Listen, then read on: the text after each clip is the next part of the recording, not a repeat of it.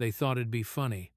In a packed cafeteria, a group of bullies dumped bleach on a quiet black girl like she was some disposable prop in their lunchtime circus. The crowd laughed, recorded, pointed, completely unaware of the one detail that would flip their entire world upside down. Her mother wasn't just strict. She was a former Navy SEAL, with a record sealed tighter than a federal vault. And when she arrived, the school learned real fast what ruthless actually meant. The Brookridge High cafeteria was always loud at this hour, forks clinking, sneakers squeaking, conversations overlapping into one thick, chaotic hum. But at exactly 11:58 a.m., the noise did something strange. It didn't fade. It tightened, like a rope pulling against itself. Heads turned. The chatter thinned. The fluorescent lights above flickered once, casting a pale sheen across the crowded room, as if the building itself sensed something or someone entering. That someone was Zaria Coleman. She paused at the doorway with her lunch tray clutched tightly to her chest, shoulders stiff, breathing shallow. It was her third day at Brookridge High, and every day had felt like stepping into a world where she didn't quite fit, eyes following her.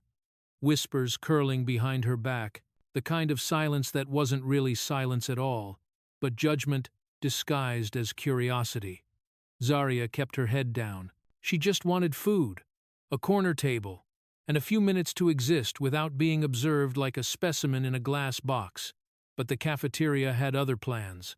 Across the room, near the popular table draped in Letterman jackets and inflated egos, Logan Price leaned back in his seat, spinning a basketball in one hand. Captain of the team, son of a wealthy family, untouchable. The type of person this school didn't just tolerate, they revolved around him. And right now, Logan had his eyes locked on Zaria. His lips curled into a slow, amused smirk, the kind that made her stomach tighten even though he hadn't said anything yet. Beside him, Kaylee tapped her phone camera to life. Margot whispered eagerly, and Brent shifted nervously like he already sensed something bad coming but lacked the spine to stop it. Logan lifted his water bottle casually, like he was taking a sip. Then he dropped it.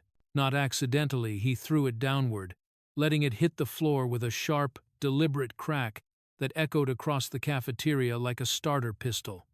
Zaria flinched, and the room collectively inhaled. That was exactly what Logan wanted. He stood up slowly, stretching his arms behind his head, as if this were all part of his daily routine. His voice cut through the resumed murmurs, loud enough for everyone to hear. "Look at that," he said, eyes glued to her. The new girl looked scared already, and he tilted his head. "Probably easy to have fun with." Kaylee burst out laughing. Margot joined in. Brent didn't. His gaze darted between Logan and Zaria with growing discomfort. Zaria could feel her pulse beating against the inside of her skull, a quiet warning urging her to walk away. "Don't react. Don't engage. Don't give him anything." She turned toward an empty table, pretending she hadn't heard him, but Logan's grin only widened. He liked being ignored even less than he liked being challenged. He took a few steps toward her, but what Zaria didn't know, what no one else in that cafeteria knew, was that this moment had been building since her first day, when she unknowingly sat at the price table, a place no one dared to touch. Logan hadn't forgotten. He never forgot a bruise to his ego. His plan didn't start today. It started the moment she sat in the wrong place. Now, he intended to finish it. Logan's hand brushed the glass door of the cafeteria as he stepped forward, voice dropping into a low taunt meant only for her. "Hey, new girl, don't walk away from me." Her breathing hitched. The cafeteria fell quiet again. Every eye was on them. Every phone was ready to record. Every bully was waiting for the show. And Zaria's nightmare began the second Logan closed the distance between them. Zaria hadn't made it more than 5 steps before a body slid into her path. Logan. He stepped in front of her with the smooth confidence of someone who had never been told no in his life. His shadow fell across her shoes, and for a moment, Zaria simply stared at the floor, hoping, praying that he would get bored and move on. He didn't. "Going somewhere?" Logan asked, leaning forward slightly. pretending to look confused. "I said something to you." Zaria's heartbeat spiked, fluttering painfully against her ribs. She kept her eyes low, gripping her lunch tray so tightly her knuckles whitened. Her voice refused to come out, not because she was weak, but because speaking felt like stepping into quicksand. She took a small step to the left, trying to slip around him. He mirrored her movement instantly. Then another step to the right. He blocked her again. Behind him, Kaylee was already holding up her phone, recording as if this were entertainment, her giggles sharp, slicing into the thickening air. Margot stood beside her, smirking, whispering commentary like she was narrating some twisted reality show. "Come on, say something," Logan taunted. "What, you too good to answer me now?" Zaria shook her head slightly and tried once more to move around him. He slapped his hand against the wall beside her, causing a loud bang that made several students jump. The sound snapped through the room, freezing the trickle of movement around them.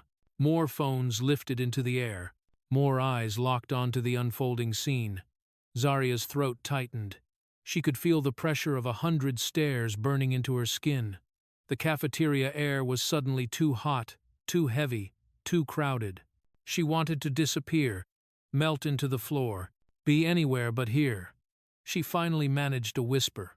"I don't want trouble." Logan leaned closer, pretending not to hear even though he had. "What was that? Speak up." Zaria swallowed hard. Her lips trembled, but she forced herself to speak again. "I said I don't want any trouble." Logan's smirk returned, broader, crueler. "See?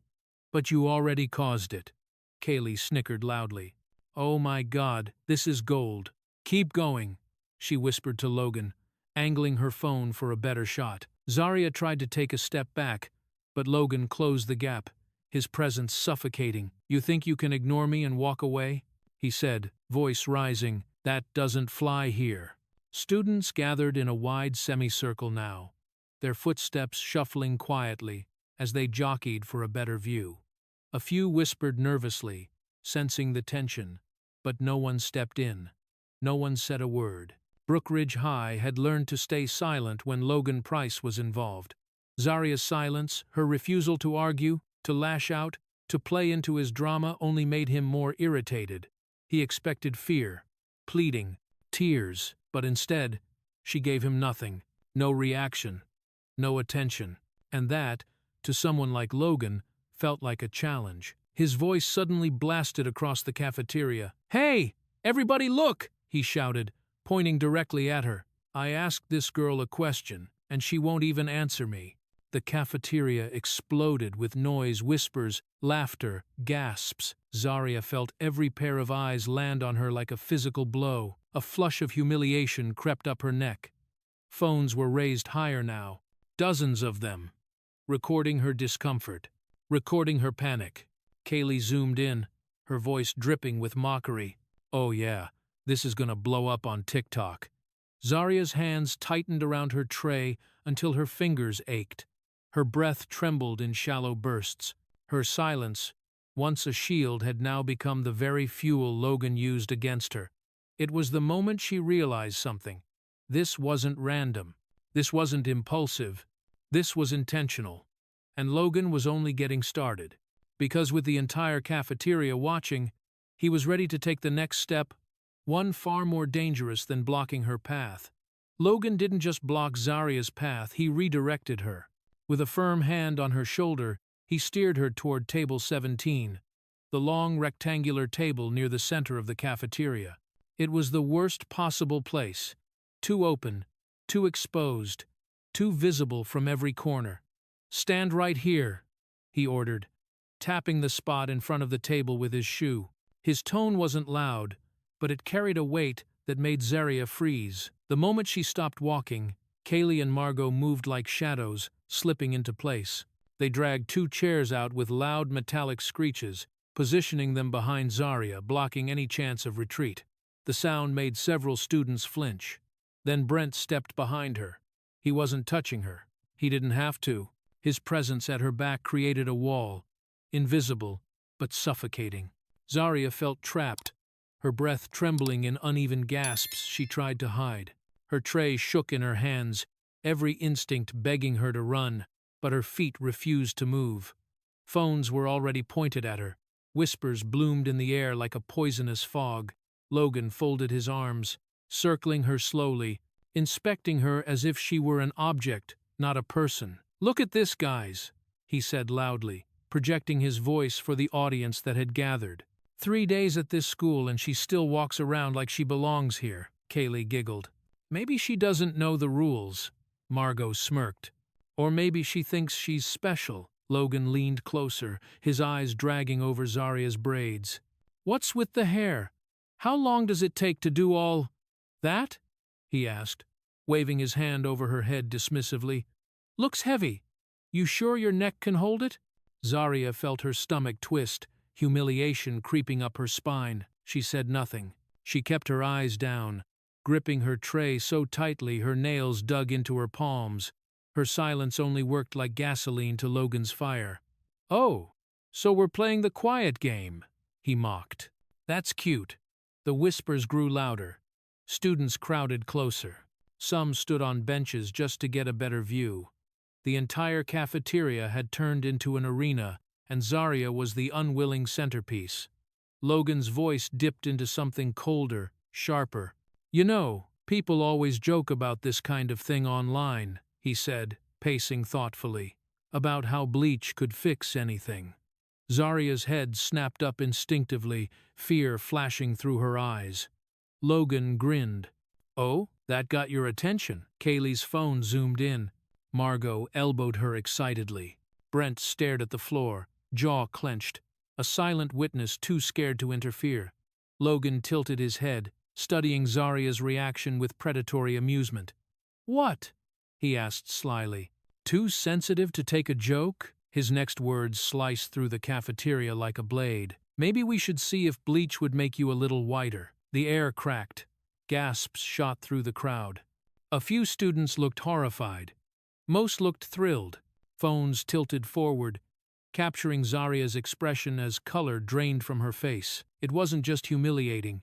It wasn't just cruel. It was targeted, calculated, racist. Her breath hitched, chest rising and falling in tiny, shallow bursts. Kaylee burst into manic laughter. "Oh my God, Logan. Stop, no, keep going. This is insane." Margot clasped her hands dramatically against her mouth. "Bleach, though? That's savage." Zarya felt her vision blur, not from tears, but from shock. Her fingers trembled around her tray, her heartbeat thudding painfully in her ears. She couldn't speak, couldn't breathe, couldn't understand how quickly everything had spiraled. And Logan saw every ounce of her fear. He loved it. He leaned in close enough for her to smell the mint gum on his breath. "Should we try it?" he whispered. Then he said it louder, letting the whole cafeteria hear. "Should we see if Bleach can make you whiter?" The cafeteria roared. The circle around Zarya closed tighter. Her pulse pounded, and in that moment, Logan made a decision. A dangerous, irreversible one. From a cruel joke, he decided to make it real. The cafeteria buzzed, with a sick kind of electricity anticipation, disbelief, and thrill all fusing into one ugly, rising wave. The racist joke had hit its mark, and now the crowd was waiting, hungry for the next step, the escalation, the spectacle. Logan lifted his chin, eyes gleaming with a dangerous excitement. "Brent," he said sharply, "go get the bleach from the cleaning closet." Brent froze, his shoulders tensed, breath hitching. "Logan, dude, seriously? That's now," Logan interrupted, his voice snapping like a whip. Brent swallowed hard. Everyone knew Brent wasn't brave enough to defy Logan. He was the kind of follower who survived by doing what he was told, never what he believed. And now, all eyes were on him. Kaylee shouted from behind her camera, "Go, Brent! Don't wimp out now!" Margot clapped mockingly. "Ooh, someone's scared." Humiliation crept up Brent's neck, reddening his ears. With a defeated exhale, he turned and pushed through the crowd, heading toward the back hallway that connected the cafeteria to the storage areas. As he disappeared around the corner, the cafeteria erupted in speculation. "Oh my God, is he actually doing it?" No way. He wouldn't. Bro, Logan asked. Brent has to. This is gonna be crazy, keep filming. Zarya stood frozen at table 17, staring at the floor. Her breaths sharp and uneven. Her body trembled not because she didn't understand what was coming, but because she understood it too clearly. Every second felt like someone tightening a rope around her lungs. Logan remained exactly where he was, arms crossed, watching her shake with a satisfaction that made the air feel colder. Back hallway cleaning supply closet. The hallway behind the cafeteria was dim, lit only by a flickering fluorescent bulb that cast a nervous stutter of shadows along the floor. Brent walked fast, hands shaking, heart pounding so hard he could hear the blood rushing in his ears. He reached the supply closet, opened it, and stared at the row of industrial cleaning bottles. The bleach container sat right there, white and heavy-looking, labeled in big block letters, "Caution, corrosive." He hesitated. His fingers hovered over the bottle. "You don't have to do this," he muttered to himself. "Yeah, you do," said a voice behind him. Brent jerked around. "A teacher, Mr. Halcroft." The hall monitor stood only a few feet away, arms full of textbooks, eyes flicking from Brent to the bleach container. Brent's chest tightened in relief. "Mr. Halcroft, Sir Logan told me to get—" "I know who told you," the teacher interrupted flatly. "Finally, an adult. Someone to stop this." Brent exhaled shakily. "Great. Can you tell him no? Because this is going too far. And if you step in, he'll listen. He has to." A heavy silence. Mr. Halcroft looked at the bleach, then at Brent. Then he sighed. "Just give him what he wants." Brent's eyes widened in disbelief. "And if you know what he wants it for?" "I didn't hear anything." His tone was cold, resigned. "And you didn't either." The teacher walked away. Just like that. Brent stood there, stunned, breathless, horrified. That single moment revealed everything. Logan wasn't just a bully. He wasn't just popular. He was protected. Brent stared at the bleach bottle again. This time, he didn't hesitate. He grabbed it, and he ran. Back to the cafeteria. Logan was pacing with impatience when Brent returned, breathless, bottle in hand. The crowd erupted into a feverish cheer, some laughing, some screaming, some chanting Logan's name like he was a performer, stepping back onto a spotlighted stage. Zarya felt the floor tilt beneath her. Her vision blurred, her knees weakened, her pulse thundered painfully. Kaylee raised her phone higher. "Yes, Brent. Let's go." Logan took the bottle from Brent with a twisted smile. His eyes locked onto Zarya with a wildness that didn't belong in a school cafeteria, something darker, more unhinged. The look of someone about to commit violence. Real violence. He lifted the bottle into the air like a trophy, and the crowd roared. The most powerful boy in school was about to do the unthinkable. The circle around Zarya tightened until there was no space left. No air. No escape. No hope. The cafeteria floor vibrated with the stomping and shouting of students crowding closer, forming a ring around her like spectators at an illegal fight. Phones were raised high. Laughter rippled like static. Every breath Zarya took felt thin, ragged, hollow. Logan stepped into the center with the bleach bottle held up like a victorious gladiator returning to the arena. "All right," he said, his voice booming across the room. "Time to make this interesting." Students screamed, whistled, chanted, "Do it. Pour it. This is going to be insane." Kaylee lifted her phone so close that Zarya could hear the faint hum of the camera focusing on her face. "Get her reaction," she whispered. "Get everything." Margot punched the air. "Come on, Logan. Don't chicken out now." Zarya stood completely still, her fingers trembling around her tray, her knees weak and unsteady. She felt the heat of the crowd pressing in, the suffocating pressure of Logan's presence, the acidic terror crawling up her spine. She whispered one last time, barely audible. "Please, don't." Logan chuckled. "You should have thought about that before ignoring me." And then, click. He twisted the cap off the bleach bottle. A sharp chemical smell exploded into the air, mixing with the scent of cafeteria food and teenage sweat.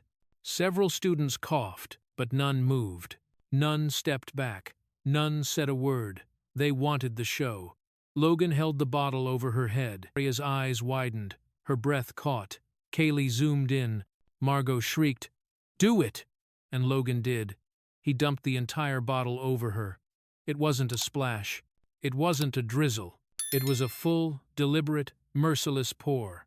The bleach hit her scalp first cold, harsh, burning the moment it touched her skin.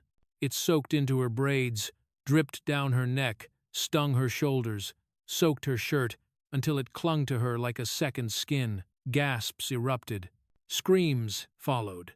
Then chaotic, thunderous laughter filled the room. "Oh my God, he actually did it!" End quote. "Look at her. Look. This is insane. Get it on video. Don't miss it." Students jumped, shoved, pushed to get a better view, like they were witnessing a stunt, not an assault. The cruelty electrified the air. Zarya didn't scream. She didn't move. She didn't fight back. She stood frozen, completely motionless, like a statue carved out of shock and terror. Her lungs refused to expand.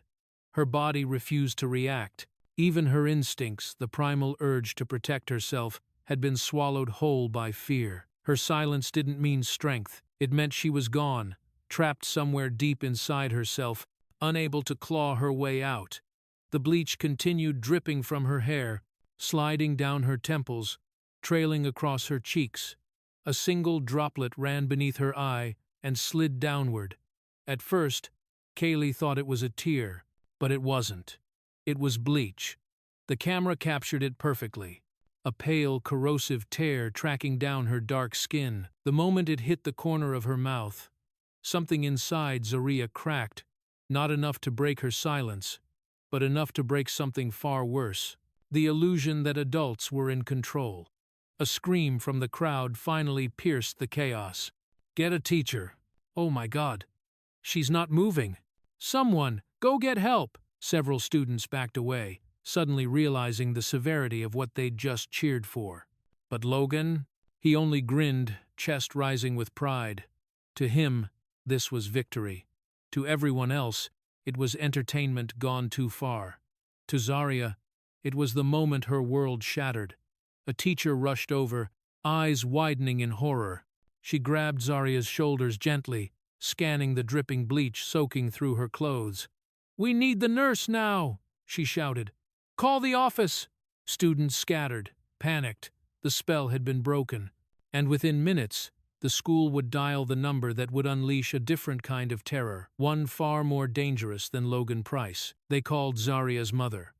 40 minutes outside the city, beyond a stretch of pine forest and rust-colored dirt roads, stood a private training facility that most civilians didn't know existed. It used to belong to the Navy, but now it functioned as a quiet retreat for veterans, men and women who preferred silence over society, discipline over chaos.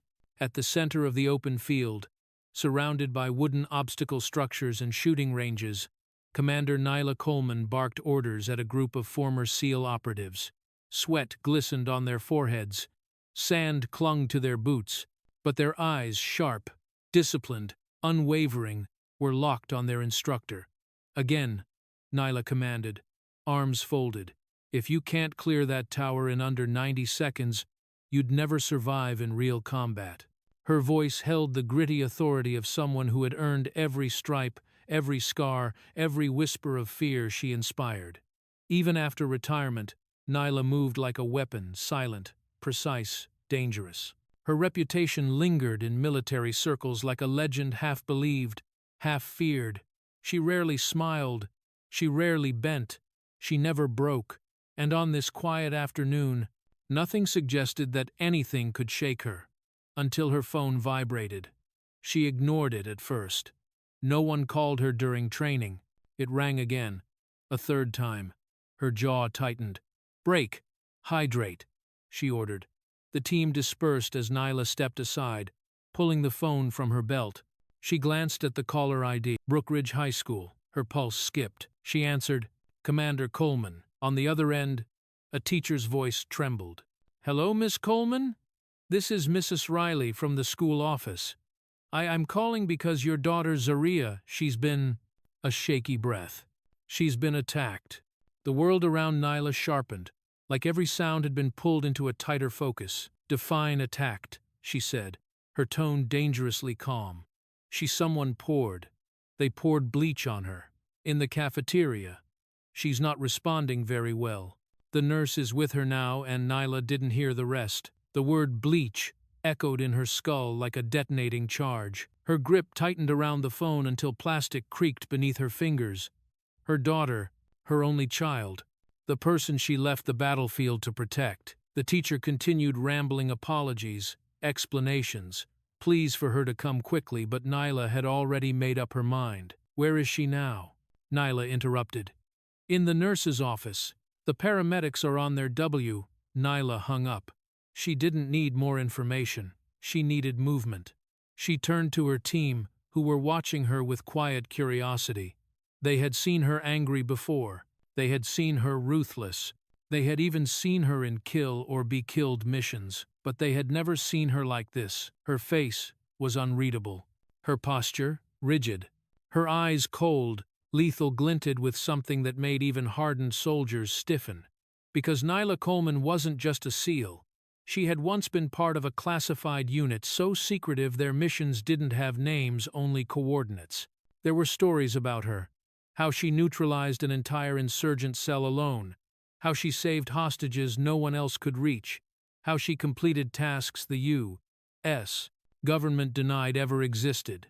Her entire military record was sealed, literally, stamped with the highest clearance level. She didn't retire because she was tired.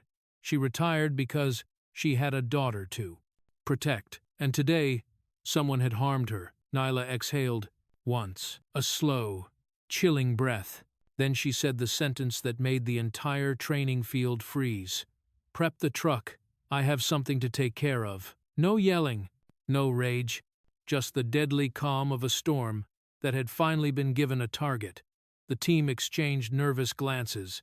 No one asked questions. Within seconds, the engine of a black tactical SUV roared to life. Nyla grabbed her jacket, slid into the passenger seat, and slammed the door shut. Drive, she ordered. As the SUV sped down the dirt road, leaving a cloud of dust in its wake, one truth became violently clear. Brookridge High was about to meet the wrong mother on the wrong day. The moment the black SUV screeched to a stop in front of Brookridge High, Nyla Coleman was already out the door before the engine fully died. Her boots hit the pavement with the sharp certainty of someone who had walked into war zones with less fury than she carried now. Students lingering outside scattered immediately.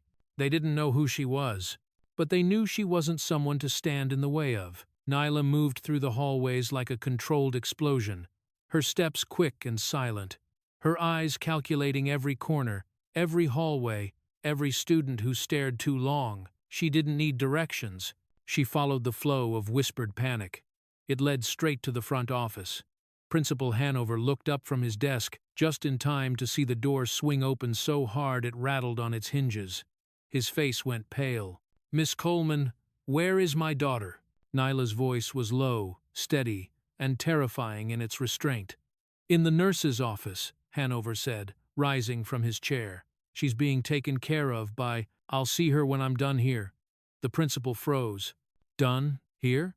Nyla stepped closer, placing both hands on his desk, leaning forward until her shadow swallowed him whole. "I want access to every camera in that cafeteria." Hanover blinked.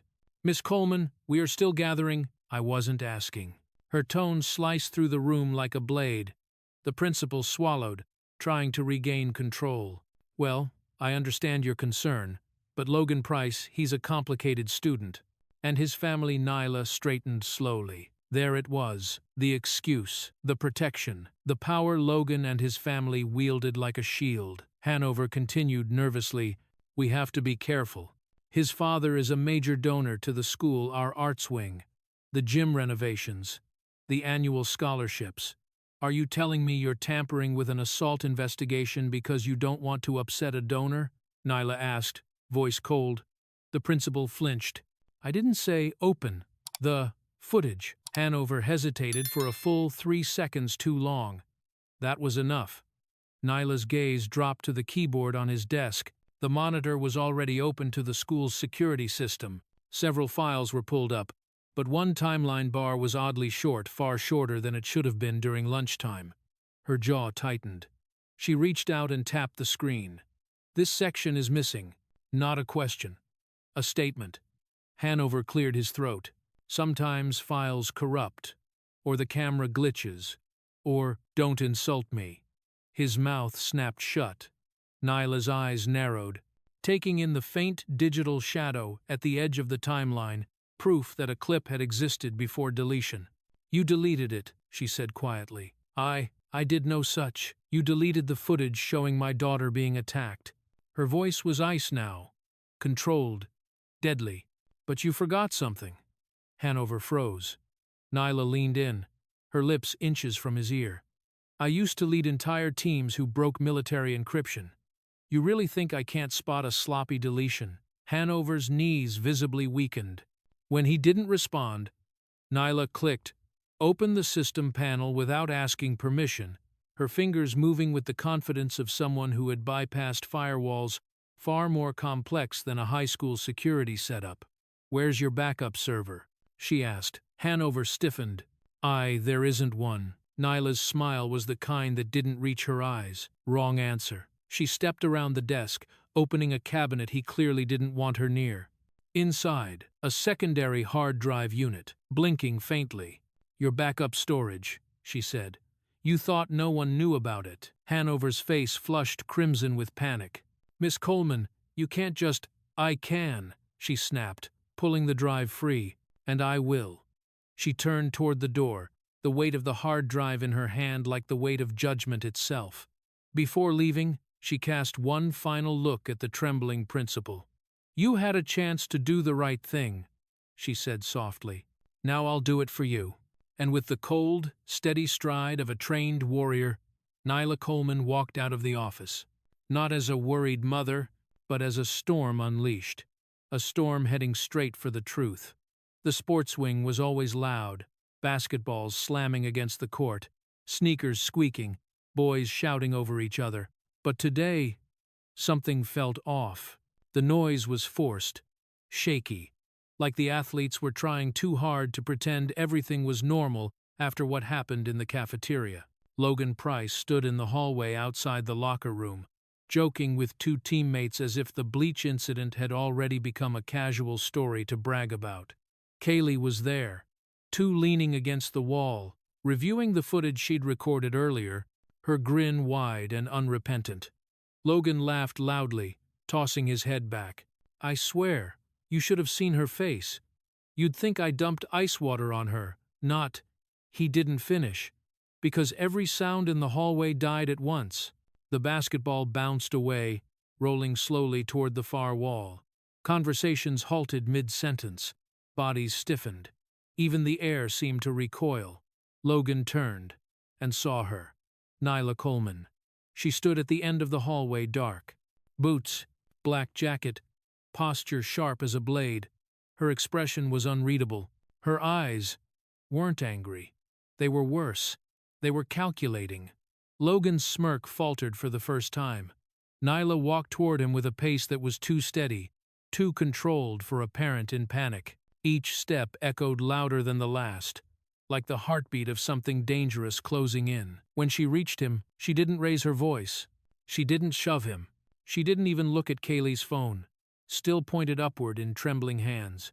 She simply stared into Logan's eyes and said, very quietly, Are you Logan Price? He forced a crooked grin. Yeah, who's asking? Nyla's head tilted slowly, like she was studying prey that didn't realize it was trapped. I'm Zaria's mother. The hallway inhaled sharply. Logan swallowed, but quickly masked it with arrogance. Oh, look, Mrs. Coleman. Commander. Logan blinked. What? My title, she corrected, her voice never rising. You will address me as Commander Coleman. A ripple went through the watching students. Logan shifted uncomfortably. Okay, Commander, whatever. If you're here about earlier, look, it was just a joke. She was fine. People are blowing it out. Nyla stepped closer. He stepped back. Pouring a corrosive chemical on my child, she said evenly, is not a joke. Logan forced a laugh that sounded thin, brittle. Come on, it was Bleach-like, household stuff. Nobody died. Kaylee chimed in lazily. Yeah, it's not like Kaylee. Nyla's gaze snapped to her with the precision of a laser sight. Put your phone down. Kaylee did. Instantly, almost dropping it. Logan noticed. Kaylee, he hissed. What are you doing? Kaylee's face had drained of color. She's Navy SEAL. Logan blinked. Who? Kaylee pointed at Nyla with a trembling hand. Her. She's Navy SEAL, like the real kind. The scary kind. The hallway fell into a shocked silence. Logan's confidence cracked. Instinctively, he reached for the strap of his backpack, hands shaking just enough to betray him. Nyla leaned in, lowering her voice until only Logan could hear. You poured bleach on the wrong girl, Logan. Her words were soft. Her tone was lethal. Logan tried to speak, but nothing came out. Nyla continued, My daughter is in the nurse's office, struggling to breathe right now, and you're standing here laughing. Her eyes locked onto his, unblinking. Tell me, do you feel big now? Logan's throat bobbed. Students stared, jaws slack, phones trembling in their hands but no one daring to film. Even the gym coach at the far end pretended to be busy with a clipboard, too intimidated to intervene. Nyla took one small step closer, just enough for Logan to feel the cold pressure of her presence, the unmistakable weight of someone trained to dismantle threats with her bare hands. You don't know me, she whispered.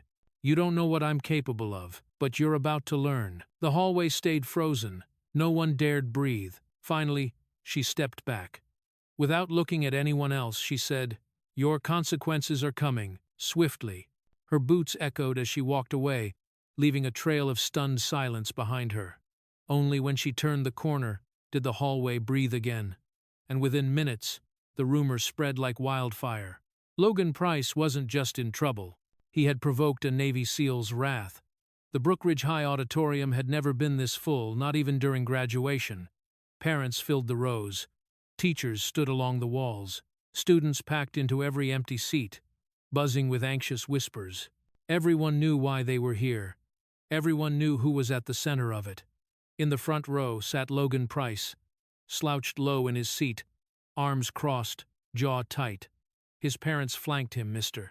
Price with his polished suit and political smile, Mrs. Price with her pearl necklace and stiff posture, eyes full of indignation rather than guilt. Across the aisle sat Nyla Coleman, spine straight, hands folded calmly in her lap. Beside her, Zaria sat quietly, wrapped in a clean hoodie the school nurse had given her, her hair still damp from rinsing out bleach. She didn't look around. She didn't look up. She looked hollow. At the front of the stage, the school board's 7 members shuffled papers nervously. None of them looked prepared. None of them wanted to be the first to speak. Finally, Principal Hanover stepped to the podium, clearing his throat. We are here to address a serious incident. His voice shook. Nyla didn't blink. The board motioned for her to approach. When she stood, the room fell into dead silence. Her boots echoed sharply as she climbed the steps to the stage. Without a word, she placed a USB drive onto the podium.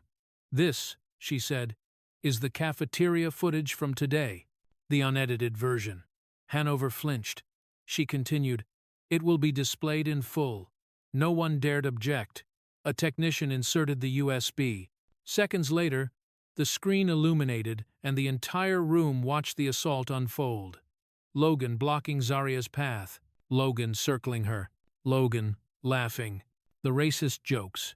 The crowd cheering. The bleach. Zaria standing frozen like her soul had left her body. Every second played with brutal clarity. When the footage ended, no one spoke. Not a whisper, not a cough, not a breath. Logan's mother broke the silence first.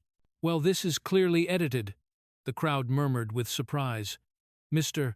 Price stood, smoothing his tie. Our son was provoked. This girl. Nyla turned her head sharply. Every board member stiffened. "You're blaming my daughter," she said softly, "for being assaulted with a chemical cleaner?" Mrs. Price scoffed. "She must have said something. Logan doesn't do things without reason." A sharp, bitter laugh echoed through the auditorium. Several students couldn't hold it in. Logan sank lower in his seat, face reddening. Nyla didn't raise her voice. She didn't need to. "Before you embarrass yourselves further," she said, reaching into her jacket, "let me submit additional evidence." She handed a second USB to the technician. This time, it wasn't video. It was audio. A group chat voice message. Kaylee's voice blasted through the speakers, giddy and breathless. "You guys! We're about to bleach the new girl. Logan says he wants her to match the floors. This is going viral, I swear." Gasps exploded across the room. Kaylee, sitting 2 rows behind Logan, slapped her hands over her mouth, eyes wide with horror. She hadn't realized anyone recorded it. Nyla faced the board. Premeditated, coordinated, encouraged by Logan Price and his friends. Mrs. Price leapt to her feet. "That doesn't prove." But the board chair cut her off. "Sit down, Mrs. Price." For the first time, authority didn't protect her. Another board member leaned into the microphone. "This is not a prank. This is a hate-motivated assault." A murmur of agreement rippled through the hall. Logan looked around desperately at his parents, at his friends, at the crowd now staring at him with disgust instead of admiration. He wasn't untouchable anymore. "We are voting," the board chair announced, "on immediate suspension pending police investigation." Hands raised around the table, unanimous. Logan's world collapsed in seconds.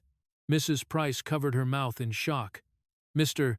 Price's jaw tightened, but even he could see the room had turned against them. Students whispered, "He's done. He's finished." He actually lost. And through it all, Zarya sat wordless, still, silent, unmoving. Her eyes never left the floor. When the meeting adjourned and people began to rise, Nyla noticed something. Her daughter hadn't spoken a single word since the attack. Not one. This wasn't over, not by a long shot. The auditorium emptied slowly, buzzing with shock and whispers that clung to the air like humidity after a storm. Parents drifted out in tense clusters. Teachers avoided one another's eyes. Students exchanged wide-eyed looks, as if they had just witnessed something too real, too raw, too irreversible. In the middle of it all, Zarya slipped quietly toward the doors, her steps small and unsteady. The bleach smell still clung faintly to her hoodie despite the nurse's attempts to wash it out. Her shoulders were hunched, her gaze cast low, as though she wanted the floor to swallow her whole. Nyla followed behind, keeping just enough distance not to crowd her, just enough to protect without suffocating. When they reached the hallway outside the auditorium, far from the murmuring crowd, Nyla gently touched her daughter's arm. "Zarya," she said softly, "look at me." For the first time since the cafeteria attack, Zarya raised her eyes. They were red, unfocused, wounded in a way Nyla couldn't fix with training or discipline or force. A long silence stretched between them. Then, finally, Zarya spoke. Her voice cracked. It wasn't the bleach. Nyla's breath caught. "What do you mean?" Zarya swallowed, tears trembling along her lower lashes. "It wasn't the bleach that hurt the most," she whispered. "It was the laughing. The whole cafeteria. Everyone watching. Everyone recording." Her voice quivered as she hugged her arms tightly around herself. "That feeling that I didn't matter. That no one saw me as a person." Nyla's jaw clenched, the muscles in her neck tightening with each word her daughter pushed out. She had prepared herself for anger, for fear, for pain, but not this. Not the grief of being unseen. "I felt like I was disappearing," Zarya said, blinking fast as a tear slid down her cheek. "Like they were watching something happening to a stranger. Not me. Not a girl. Not a human." Nyla moved closer, but Zarya gently shook her head, asking for space to finish. And when he poured it, she inhaled shakily. "I froze. Completely. I couldn't scream. I couldn't move. Not because I wasn't scared." Her voice lowered to a trembling whisper. But because I was terrified of what I might do if I fought back. Nyla frowned softly. What do you mean, sweetheart? Zarya looked up at her eyes clearer, sharper, stronger than Nyla had ever seen them. Mom, she said, I'm not afraid of them. A beat. I'm afraid I'll become a monster if I react like they do. The hallway fell silent. Nyla felt something inside her shift, something heavier than pride, deeper than sorrow. Her daughter wasn't just hurt, she was battling a morality storm far bigger than the assault itself. And she was winning. Nyla stepped forward, cupping Zarya's cheeks gently. You are not a monster, she said firmly. Do you hear me? You are the kindest, strongest person I know. The fact that you can still think about right and wrong after what they did, that makes you extraordinary. Zarya exhaled, shaky but steadying. Nyla wrapped her arms around her, holding her long enough for both of them to breathe, to settle, to ground themselves. Let's go home, Nyla murmured into her hair. This isn't over, but we face the next part together. Zarya nodded quietly against her shoulder, and with that, the two walked down the hallway, mother and daughter, toward the exit, toward the night, toward whatever came next. Because the story wasn't finished. Not for either of them. 3 days after the Bleach incident, Brookridge High looked deceptively cheerful. The annual sports fair had transformed the campus into a maze of booths, balloons, and competitive stations. Music blasted from rented speakers. Bright banners flapped in the breeze. Students ran relay races or lined up for snow cones. But beneath the painted smiles and artificial excitement, something darker pulsed through the crowd. Everyone knew what had happened. Everyone knew who had been hurt. And everyone knew who did it. As Zarya stepped onto the field, conversations faltered. Heads turned. Some students stared with pity-soft eyes, tilted heads, forced sympathy. Others looked at her with fear, as if touching her gaze might bring trouble, consequences, or guilt. Zarya hated both looks. She walked quietly to the edge of the field, choosing a shadowed corner behind the bleachers. She folded her arms, watching the chaos of the fair unfold without participating. The grass beneath her shoes felt damp. The sun glared too brightly. The laughter sounded too sharp. Her chest tightened. This wasn't her school. This wasn't her normal. This wasn't her life before Bleach turned her into a spectacle. From the other side of the field, Brent spotted her. His face went pale instantly. Unlike Logan or Kaylee or Margot, Brent had not laughed during the attack. He had not encouraged it. He had simply stood there, frozen, terrified, silent. But silence hadn't saved anyone, and silence hadn't made him innocent. He approached her slowly, step by trembling step, his hands shoved into his pockets. Every few feet, he hesitated, turning slightly, like he might walk away, but guilt pushed him forward. Zarya noticed him before he reached her. She straightened, narrowing her stance just slightly, not aggressive, not defensive, just steady. Brent swallowed hard. Hey, Zarya. She didn't respond immediately. Her expression was unreadable. Brent's voice cracked. I wanted to say I'm sorry. For not doing anything. For just standing there like a coward. I should have. Zarya cut him off, not with anger, but with a calm so sharp it made Brent's breath hitch. Are you sorry because you feel guilty? She asked quietly. Or because you're afraid of my mother? Brent's jaw dropped. For a moment, he couldn't breathe, couldn't blink, couldn't move. Her words didn't pierce him, they crushed him. His lips quivered. I don't know, he whispered. I think both. I think I was scared of Logan. Then I was scared of your mom. And now I'm scared of myself for not doing anything. A tear rolled down his cheek. Zarya didn't soften. She didn't harden either. She simply held his gaze, steady and unshaken. I don't want fear, she said quietly. I want honesty. Brent nodded quickly, wiping his eyes with his sleeve. Oh, okay. Then honestly, I'm sorry because what happened to you is the worst thing I've ever seen, and I let it happen. For the first time, Zarya looked away not in avoidance, but in thought, and for the first time, She wasn't the one shrinking from the conversation. She was leading it. She was choosing the terms. She was finally taking control. Before Brent could say more, a sudden hush swept across the field. Students stopped mid-conversation. Athletes lowered their basketballs. Even the music seemed to fade. Zarya turned. At the far end of the field, emerging from behind the gym doors, Logan Price had returned, and the entire school felt the shift in the air. The hallways of Brookridge High were usually loud between classes, lockers slamming, sneakers squeaking, conversations bouncing against the walls. But on this day, the atmosphere felt tighter, like the building itself sensed something wrong. Students whispered as they moved, glancing over their shoulders at a figure slipping through the doors when no one was supposed to be there. Logan Price. He wore a hoodie pulled low over his face, but everyone recognized him immediately. Some gasped, some backed away. Others simply stared in disbelief. He was suspended. He wasn't allowed within 50 feet of the campus. Security should have stopped him. But Logan didn't care. His reputation was in ruins.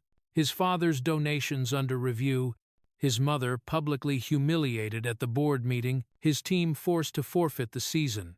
Everything he once controlled had crumbled, and in his twisted mind, only one person was to blame: Zarya.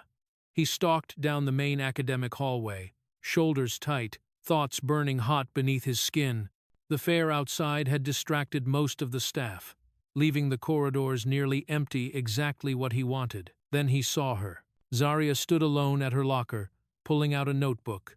Her back was turned, her shoulders slightly hunched, the same posture she had 3 days ago, but her silence no longer came from fear. It came from exhaustion, from the weight of recovery. Logan's anger surged. He marched forward. Before Zarya even sensed him, he slammed his hand against the locker beside her head. The impact echoed sharply. She jolted, notebook slipping from her fingers. The hallway froze. Students who had been walking past stopped instantly. Some stepped back. Others ducked behind the corner. No one took out a phone. This wasn't entertainment anymore. This was danger. Zarya's breath quickened, but she didn't back away. "What do you want?" she asked quietly. Logan sneered. "You ruined my life." Zarya blinked. "I didn't ruin anything." "You did." Logan's jaw clenched. "You think you're safe now? You think you can hide behind your mother? Everyone's acting scared because of her, not you." Zarya closed her locker calmly. "I don't need anyone to be scared of me." Logan grabbed her wrist. The grip was hard, too hard. Her skin reddened instantly. Students gasped. "Let go," she said, voice steady but tense. Logan pushed her backward toward the row of lockers, trying to pin her. "No, not until you understand what you did to me." Her breath caught. For a split second, fear pulsed through her, but then something inside her snapped into place. 3 days ago, she froze. Today, she didn't. Zarya planted her feet, twisted her shoulder, and shoved Logan with all the force adrenaline could give her. He stumbled hard. His back slammed into the locker behind him with a metallic crash that echoed down the hallway. The silence that followed was absolute. Logan stared at her, wide-eyed, stunned, not by pain but by disbelief. Zarya didn't flinch. Students stared with open mouths. For the first time, Logan looked small. He pushed off the locker, fury flooding his expression. "You little," but a shadow suddenly fell over him. A presence, a force, a storm. Logan spun around and froze. Nyla Coleman stood right behind him. No words, no warning, just the quiet, murderous calm of a predator who had just found the threat touching her child. Logan felt the blood drain from his face, because in that moment he understood. He had just made the greatest mistake of his life. The emergency meeting was called so quickly that some school board members arrived still holding coffee cups, stunned and confused. The conference room, usually reserved for dry policy debates, pulsed with a suffocating tension. At the center of it all sat Logan Price, wrists clenched on the table, jaw tight enough to crack. His parents flanked him, his mother stiff with outrage, his father wearing a mask of lawyer-polished calm. Across from them sat Nyla Coleman, posture immaculate, eyes unreadable. She didn't bring a lawyer. She didn't need one. The room fell silent when the board chair cleared her throat. This emergency hearing is to address Logan Price's return to campus during suspension and a second physical confrontation with Zaria Coleman. Nyla spoke before anyone else could. Confrontation, she repeated coldly. He grabbed my daughter, violated school orders, and attempted to use physical force a second time. Mrs. Price scoffed. He was emotional. Your child, provoked Nyla's gaze, snapped to her. Do not blame my daughter for your son's violence. Mrs. Price faltered. Mr. Price leaned forward, trying to regain control. Logan has been under tremendous stress. His therapist described it as a temporary psychological break. Which therapist? Nyla asked. Her tone was razor-sharp. Mr. Price blinked. Well, we're arranging an appointment. So none, then. His jaw tightened. A school board member shifted uncomfortably. Mr. Price, you're asking us to consider mental instability, but you have no diagnosis, no medical documentation, Mrs. Price snapped. He's a good boy. Nyla leaned in slightly. A good boy doesn't pour bleach on another student. A good boy doesn't break suspension to corner her again. A good boy doesn't think he's untouchable because of his father's wallet. Gasps rippled around the room. Logan's fists clenched. Shut up, he hissed under his breath. Nyla heard him. The board heard him. But before anyone could respond, the door opened abruptly. Principal Hanover stepped in paler than before, clutching a tablet. I received something, he said shakily.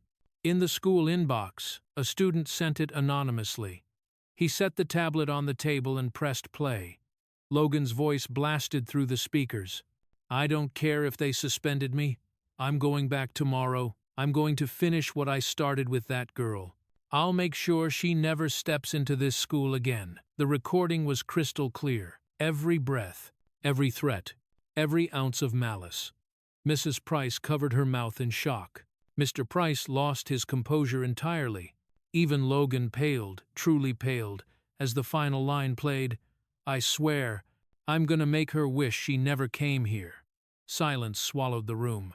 The board chair stood abruptly. That is a premeditated threat to a student's safety. One by one, the board members raised their hands.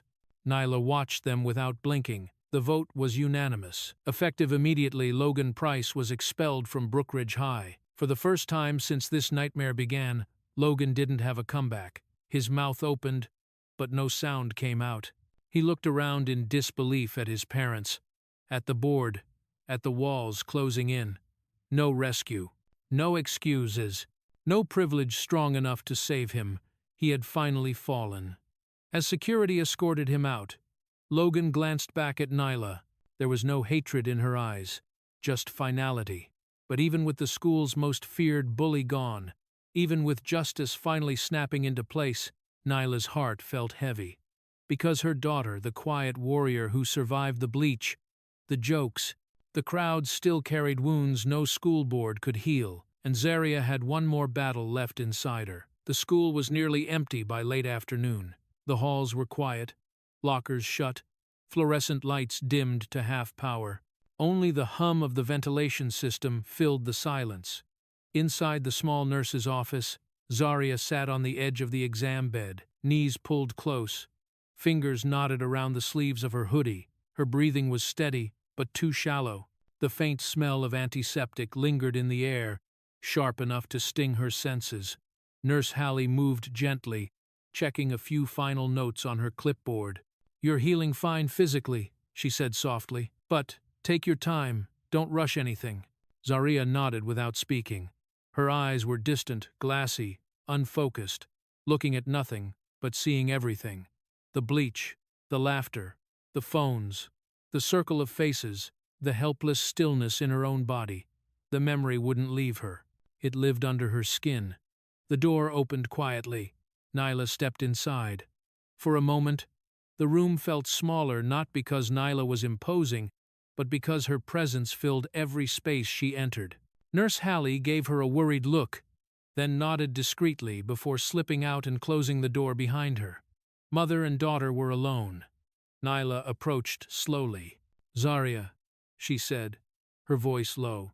"Talk to me." Zarya's hands trembled. "I thought, when Logan was expelled, I'd feel better." Nyla moved to sit beside her. "And you don't?" Zarya swallowed hard. "No." Silence stretched for several seconds. Then, finally, Zarya whispered, "It wasn't just him. It was the laughing. Who'd have guys send?" Her voice cracked. "When I close my eyes, that's what I hear first. Not his voice, not the bleach, just all of them, watching me, enjoying it." Her breath hitched. Nyla's expression softened, the hard edges melting into genuine sorrow. "I walk down the halls," Zarya continued, "and everyone looks at me the same way. Either like I'm a victim or like I'm dangerous." Her voice dropped lower. "I don't want to be either."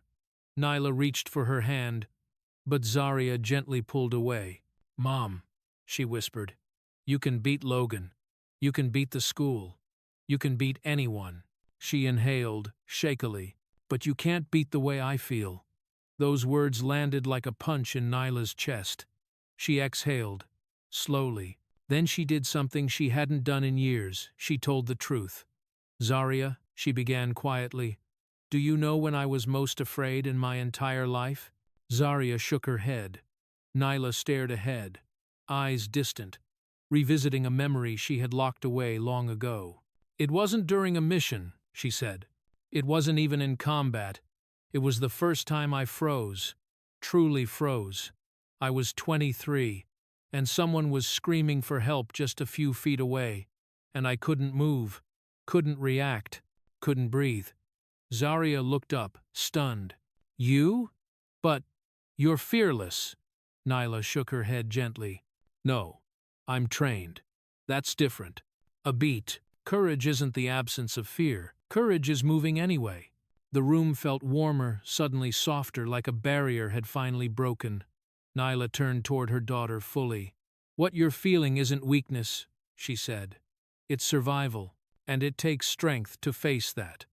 Zarya's eyes filled, not with panic this time, but with understanding, real, grounding understanding.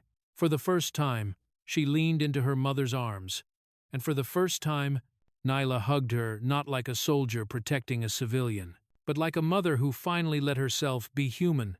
The embrace was tight, trembling, and healing in all the places words couldn't reach. When they pulled apart, Zarya wiped her cheeks and whispered, "Tomorrow, I'm going back to the cafeteria."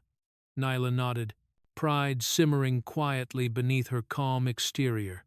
"Then, I'll walk you there," she said. "But you'll walk in on your own." And for the first time since the Bleach attack, Zarya felt something rise in her chest. Not fear, not dread, not shame. Resolve. Tomorrow, she would face the place where everything broke, and maybe, just maybe, she would start to build something new. The next day at lunch, Brookridge High felt strangely hollow. Conversations were muted. Footsteps were cautious. Even the clatter of trays sounded softer, as if the entire school was bracing for something, though no one knew what. Students gathered in the cafeteria in tense clusters, their eyes drifting toward the entrance every few seconds. Teachers stood along the walls, pretending to supervise but clearly on high alert. The ghost of the Bleach incident lingered in every corner like a shadow no one dared speak about. And then the doors opened. Zarya Coleman stepped inside. She didn't hide behind her hair. She didn't keep her head down. She didn't tremble. She walked, slow, steady steps that sliced through the silence like a clean blade. Her hoodie was zipped up, her braided hair freshly washed and tied back, her posture straight, not rigid, but rooted. Behind her, unseen by the students, Nyla watched from the hallway window. She didn't follow. She didn't escort. She didn't hover. She observed. Because this part wasn't hers to fight. The cafeteria, normally buzzing with noise, fell into an unnatural stillness. Conversations stopped mid-sentence. Forks froze halfway to mouths. Students stood up instinctively, their bodies reacting before their minds could catch up. Zarya kept walking, until she reached the exact center of the cafeteria, the place where her world had shattered. She looked at the table Logan once stood on, the place he used as a stage for humiliation. Then she placed her hands on the edge of it, braced herself, and climbed up. A collective gasp rippled through the cafeteria. Not a single phone was lifted. Not a single laugh slipped out. No one dared breathe too loudly. Zarya looked out at the sea of faces. Faces that had mocked her, ignored her, pitied her. Faces that once felt like enemies and strangers. When she finally spoke, her voice carried through the cafeteria like a bell. "I don't need your pity." A hush deeper than silence settled in. "I don't need to fear you anymore." Her voice didn't shake. It didn't rise. It simply held. "I am not a victim." The truth echoed across the room. A few students lowered their eyes. Some swallowed hard. Others blinked rapidly. Guilty, uncertain, ashamed. Zarya's chest rose with a slow, powerful breath. "I am Zarya Coleman," she said, every syllable strong. "And this," she glanced around the cafeteria, at the space that once suffocated her. "This ends today. What happened to me doesn't define me. Your laughter doesn't define me. Logan doesn't define me." Her eyes sharpened. "I define me, and I'm done being afraid." Silence. Utter, absolute silence. But for the first time, it wasn't fear holding the room still. It was respect. Real. Earned. Quietly overwhelming. Then, from the left side of the cafeteria, a single pair of hands began clapping. Brent. His face was red, his eyes wet, but he clapped firmly, steadily, without looking away. Another student joined, then another, and another. In seconds, the cafeteria erupted, not with screams, not with chaos, but with applause that shook the walls. Not because of Nyla, not because of fear, because of Zarya. She didn't smile. She didn't cry. She simply breathed fully, freely for the first time in days. From the hallway window, Nyla watched her daughter stand tall on that table, bathed in courage instead of bleach, surrounded by respect instead of laughter. Nyla smiled, not the hard, controlled smirk of a seal, but the soft, proud smile of a mother who had finally seen her daughter rise on her own 2 feet. Justice had been served. But something far more important had happened. Zarya had reclaimed herself. When the dust finally settled and the cafeteria fell silent, one truth stood unshaken. Zarya didn't rise because someone saved her. She rose because she chose to stand. Her mother may have delivered the justice the school was too afraid to enforce, but it was Zarya's voice, her courage, and her refusal to stay broken that ended the nightmare for good. Now the question is yours. What part of this story hit you the hardest? The cruelty, the justice, or the transformation? Tell me in the comments. And if this story pulled you in, don't forget to like, share, and subscribe. There are more truth-cutting stories waiting for you.